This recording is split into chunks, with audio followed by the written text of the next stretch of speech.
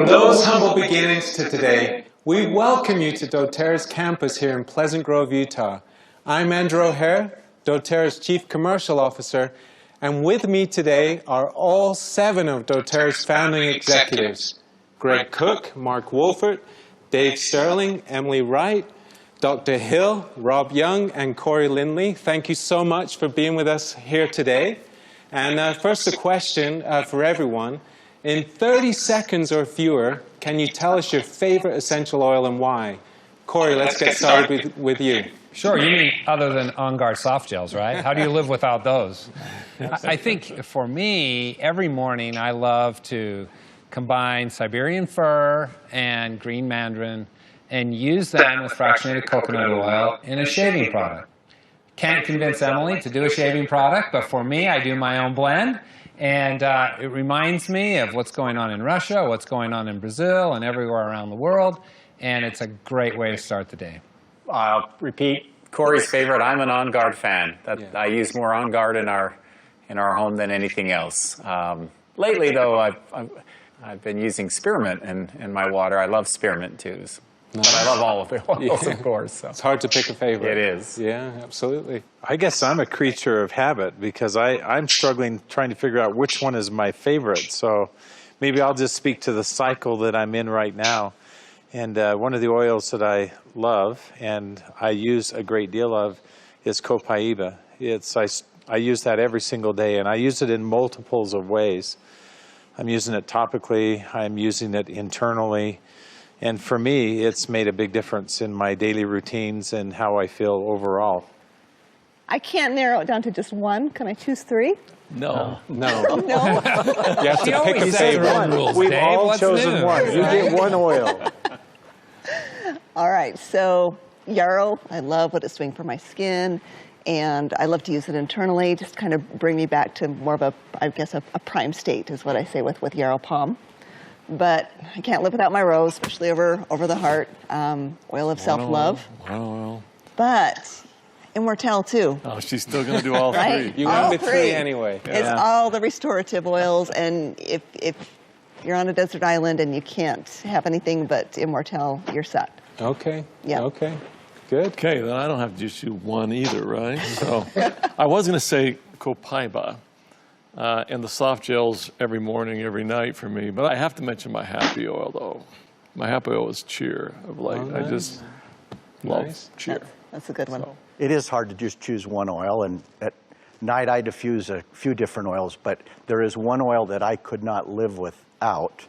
Every morning after I exercise, and yes, I do work out in the morning. I know you can't tell. We but could I do. tell, Mark. Getting in and out of bed doesn't count.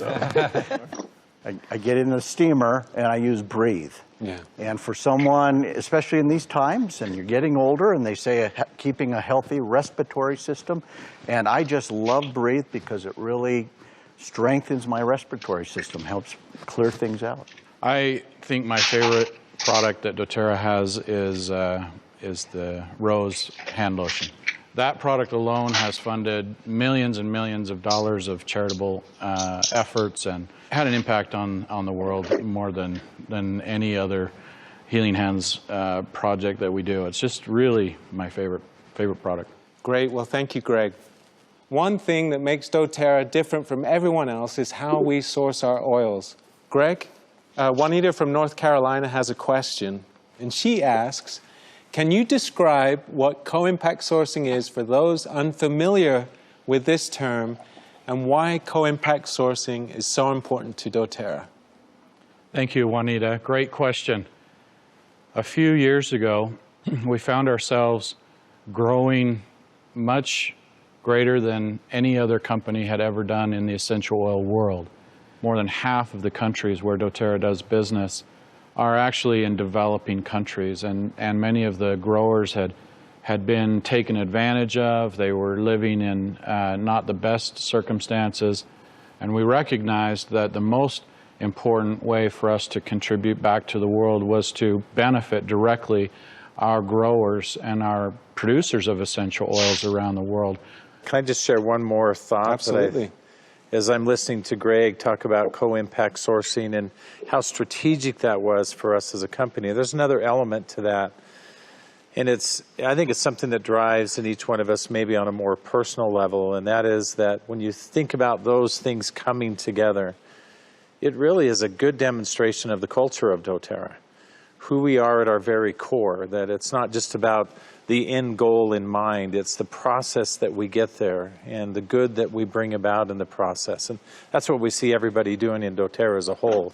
One of the things that's been really important to us in doTERRA, especially as we've expanded the essential oils beyond just this personal use, and everyone knows that we have this big foray into the sciences and all that we're doing that way for research, that demands that we have consistency. And the only way to do that is to fine-tune our processes. And so all of that combined has helped us to do not just what Greg mentioned, but to do it exceptionally well. And the quality that we see, the consistency that we see within that, which purity is a main element and component, really drives us to where we are today. So I have a question for you, Doc. What percentage of essential oils on the market today, what percentage are actually pure? Do we know that?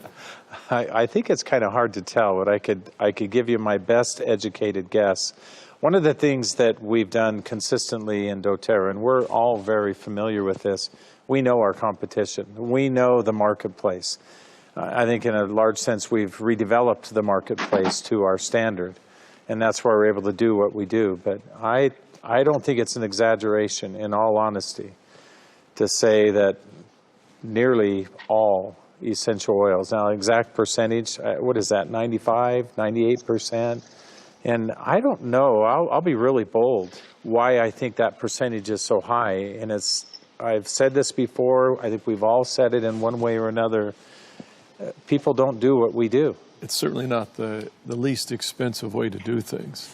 Well, Corey's chuckling. I think he would agree with that statement. There's a lot cheaper ways to do things than the way doTERRA does them. In terms of our investment in the growers and working with them every step of the way we go through the distillation process, the way that we are primary and right there, the team that we have that flies around the world.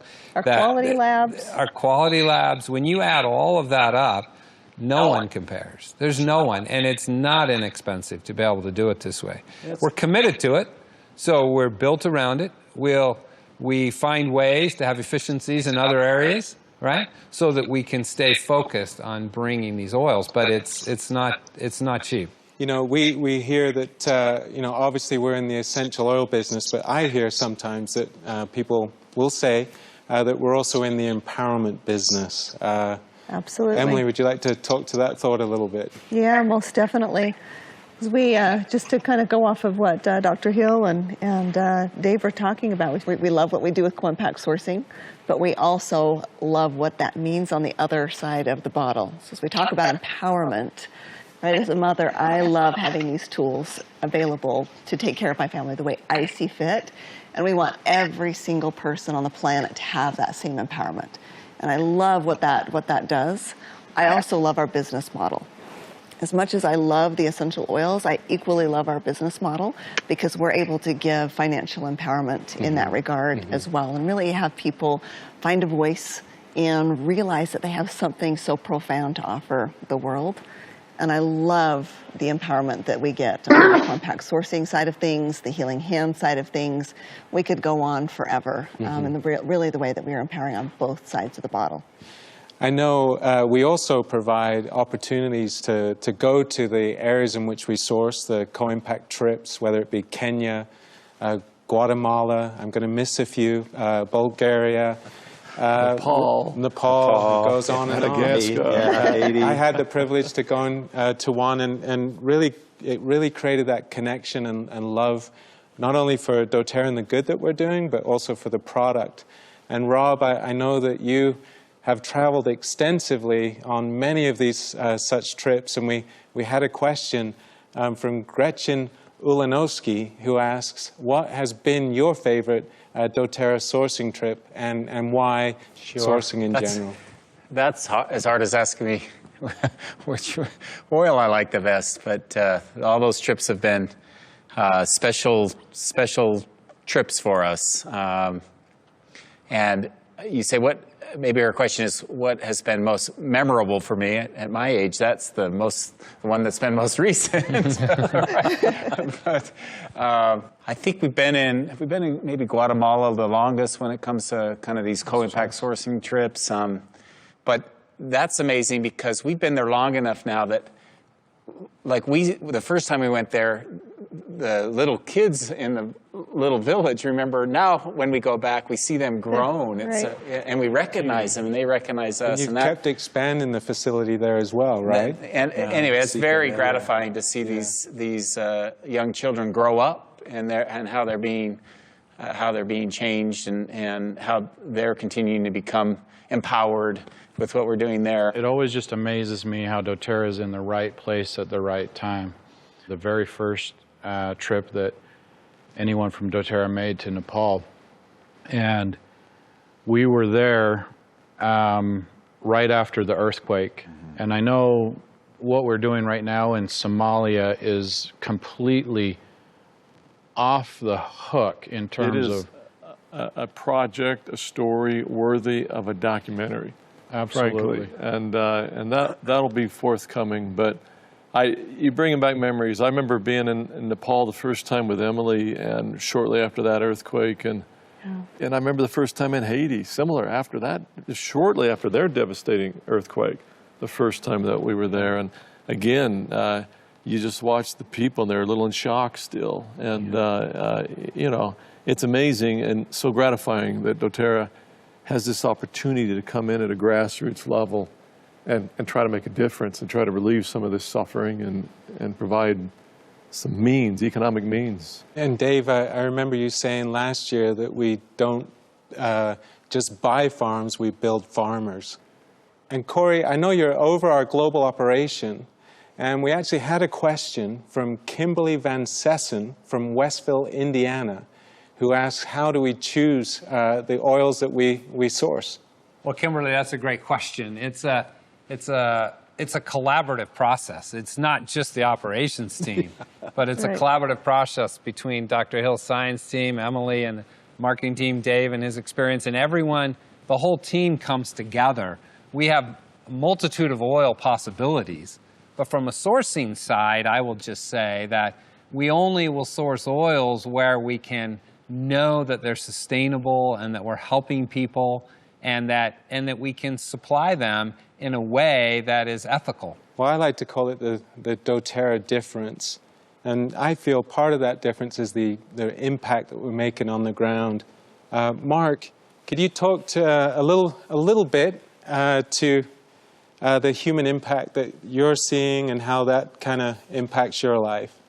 Well, when we started this, and we, as Greg says, we didn't have very much at the beginning, but it was always our goal, our dream that someday we could make an impact, not only in the United States where we started, but all around the world.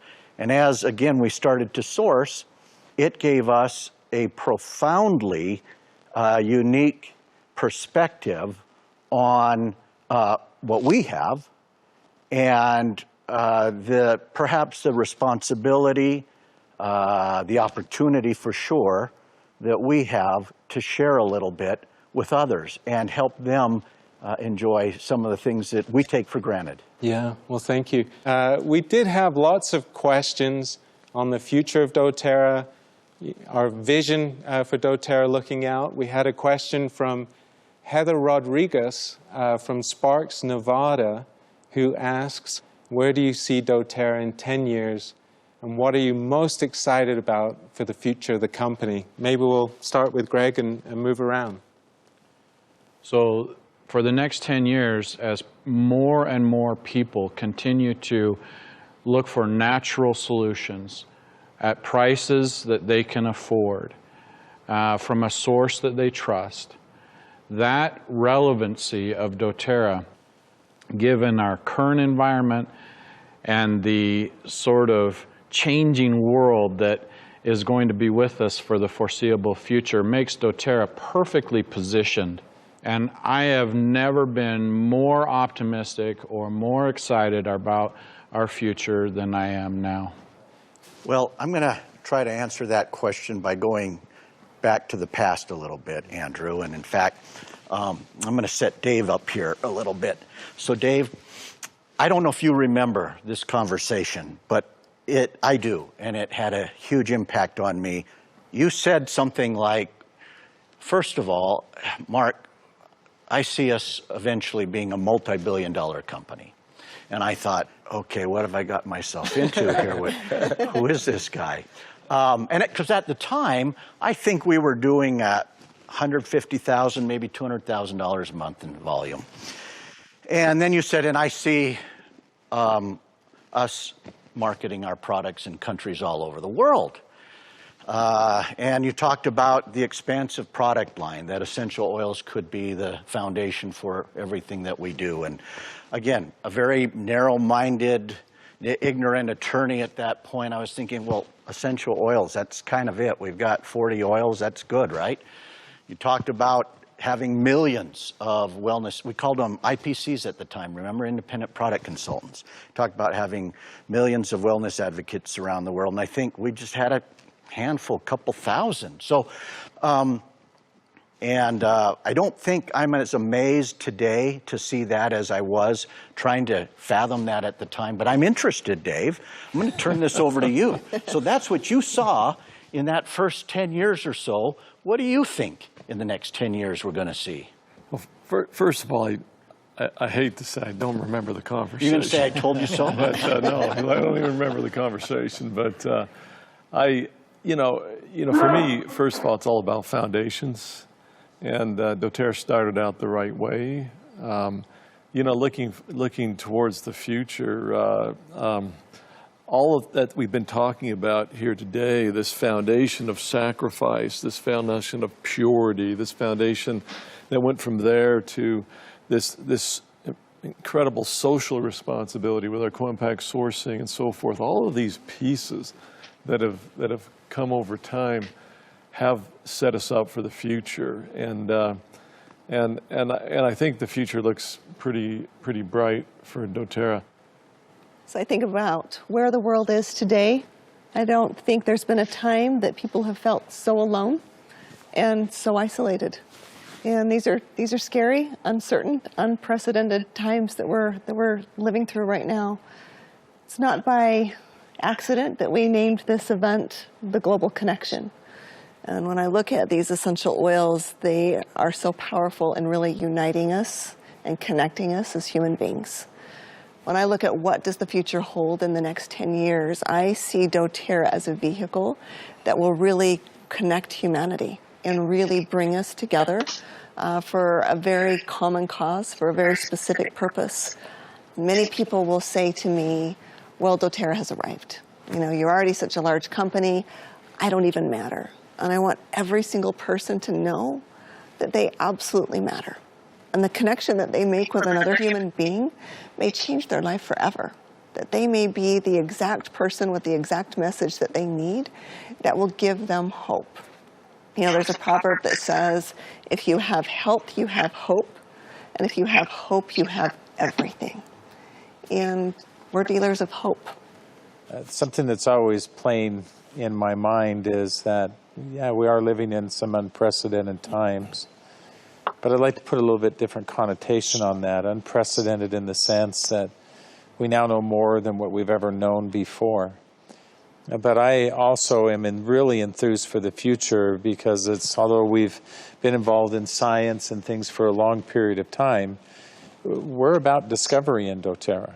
Mm-hmm. And we're making new discovery all the time. We've done a number of things, some of which you'll have heard about or will hear about as we go through this event and certainly other events in the future. But we're making discovery, and it's impactful in how we accomplish and do what we do best at doTERRA.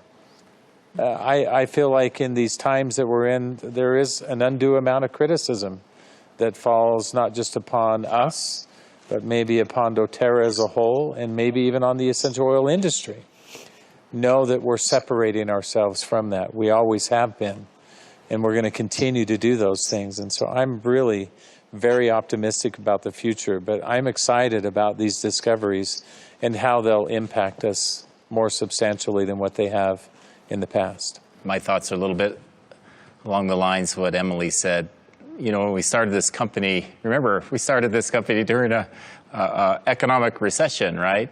And doTERRA was the tool for many people when it came to some of the challenges that they were facing during that economic recession. But I kind of feel we're kind of suffering from a little bit of a kindness or a humanity recession right now, and I think people are needing kind of that human connection and that human touch again. And I think while doTERRA is not the only way we'll connect with each other, I think we are uniquely positioned to be the answer for many people to find that kindness and that connection again with people. Essential oils are wonderful, right? You open a wild orange essential oil and let someone smell it, and if they don't respond to that, they've got other issues. But it's just, they have been a vehicle and will continue to be a vehicle to help people connect with each other and show kindness and service to other human beings. I think we need more of that in the world today. So, I'm a data-driven guy, and as I look at doTERRA, it's a given that we're going to be 2, 3, 4 times larger than we are today. All the metrics in terms of, enrollments and retention and everything that we have going on indicate that we're going to be much, much larger as a company. So that's the future. We'll be bigger. But what I'm most excited about relative to doTERRA is that the last 12 years have been spent building a foundation that is ready to absorb whatever the world's going to throw at us. We've been able to adapt to things because we're primary on source in Haiti or in Nepal. When a natural disaster happens, we can bring relief in hours and days. In Guatemala, I remember when there was a volcano eruption, we had responses immediately, right? And not only are we going to be much bigger, we're going to be solid, and we're going to make a difference every step of the way. It excites me to think about in 10 years from now being out with growers in other parts of the world and not only impacting 500,000 or 1 million lives or 1.5 million lives, but impacting 10 million lives and 15 million lives.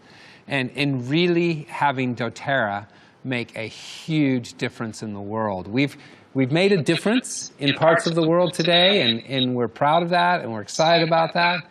But to be a player on the world stage over the next 5 or 10 years is what I believe the future holds for doTERRA. It really is amazing to see the impact that doTERRA's had these past 12 years, and yet somehow it feels as though we're just getting started.